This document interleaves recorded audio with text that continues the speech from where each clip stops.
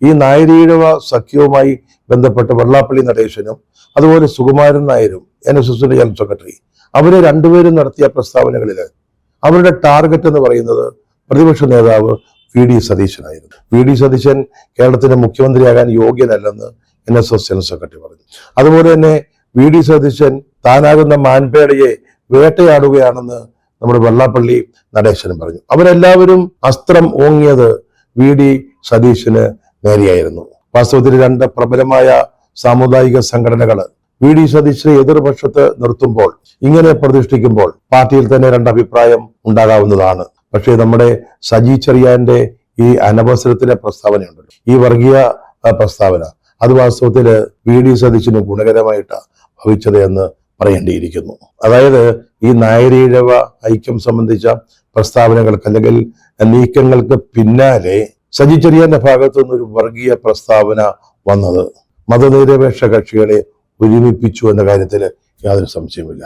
അത് കോൺഗ്രസിലെ നേതൃത്വത്തിലും അതാണ് സംഭവിച്ചത്. എല്ലാ ആളുകളും സതീശന് പിന്തുണയുമായിട്ട് വന്നു. രമേശ് ചെന്നിത്തലയും K മുരളീധരനും KPCC പ്രസിഡന്റ് സണ്ണി ജോസഫും സതീശന്റെ നിലപാടുകളെ പിന്താങ്ങി. ഇവരെല്ലാവരും ഒരേ സ്വരത്തിൽ VD സതീശന്റെ നിലപാടിനെ അംഗീകരിച്ചു. VD സതീശനാകട്ടെ മതനിരപേക്ഷതയുമായി ബന്ധപ്പെട്ട അദ്ദേഹം ഇതുവരെ ഉയർത്തിപ്പിടിച്ചു പോന്നിരുന്ന നിലപാടുകളിൽ നിന്നോ നയങ്ങളിൽ നിന്നോ ഒരു തരിമ്പ് പോലും മാറാതെ ഉറച്ചു നിന്നു. അതേസമയം സാമുദായിക സംഘടനകളുമായിട്ട് വഴക്കിനില്ല അല്ലെങ്കിൽ സംഘർഷത്തിനില്ല എന്ന നിലപാട് സതീശൻ മുതൽ എല്ലാ കോൺഗ്രസ് നേതാക്കളും ഉയർത്തി പിടിക്കുകയും ചെയ്തു. വാസ്തവത്തില് ഈ സുകുമാരൻ നായരുടെയും വെള്ളാപ്പള്ളിയുടെയും പ്രസ്താവന VD സതീശനെ ഒരു ഹീറോ ആക്കുകയാണ് ഉണ്ടായത്. നിലപാടുകളുള്ള ഒരാൾ എന്ന നിലയിൽ അദ്ദേഹത്തിന് ഉണ്ടായിരുന്ന പ്രതിച്ഛായ കൂടുതൽ ശക്തിപ്പെടുത്തുകയാണ് ചെയ്തത്.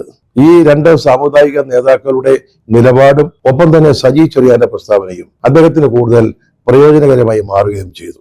അത് ഏറ്റവും നന്നായി മനസ്സിലാക്കിയത് NSSന്റെ ജനറൽ സെക്രട്ടറി സുകുമാരൻ നായർ കഴിഞ്ഞ ദിവസം ഒരു വിശദീകരണ കുറിപ്പിറക്കുന്നതിന് നിർബന്ധിതനായി ഒരു പത്രക്കുറിപ്പ് ഇറക്കി. അതിൽ NSS പറഞ്ഞിരുന്ന, അല്ലെങ്കിൽ സുകുമാരൻ നായർ പറഞ്ഞിരുന്നത്, ഞങ്ങളെ SNDPയുമായിട്ടുള്ള ഐക്യം സംബന്ധിച്ചു നടത്തിയ പ്രസ്താവന VD സതീശൻ എതിരല്ല, ഞങ്ങൾ അദ്ദേഹത്തെ ടാർഗറ്റ് ചെയ്യുന്നില്ല എന്ന് NSSന്റെ ജനറൽ സെക്രട്ടറി സുകുമാരൻ നായർക്ക് ഒരു വിശദീകരണ കുറിപ്പ് പുറത്തിറക്കേണ്ടി വന്നു.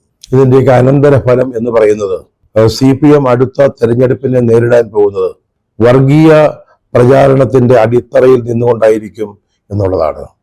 അവരുടെ മതനിരപേക്ഷ ക്രെഡൻഷ്യൽസ് ഇന്ന് സംശയാസ്പദമായി മാറിയിരിക്കുകയാണ്. അവർ എക്സ്പോസ്ഡ് ആയിരിക്കുകയാണ്. അവർക്ക് സാമുദായിക സംഘടനകളുള്ള നിലപാടിൽ കാതലായ മാറ്റം വന്നിരിക്കുന്നു. അവരിപ്പോൾ ന്യൂനപക്ഷത്തിനൊപ്പമല്ല നിൽക്കുന്നത്. അവർ എങ്ങനെയെങ്കിലും കുറച്ച് ഭൂരിപക്ഷ വോട്ടുകൾ നേടുന്നതിന് വേണ്ടിയുള്ള തത്രപ്പാടിലാണ് എന്ന് കൃത്യമായ ബോധ്യം കേരളത്തിലെ ജനങ്ങൾക്ക് ഉണ്ടായിരിക്കുകയാണ്.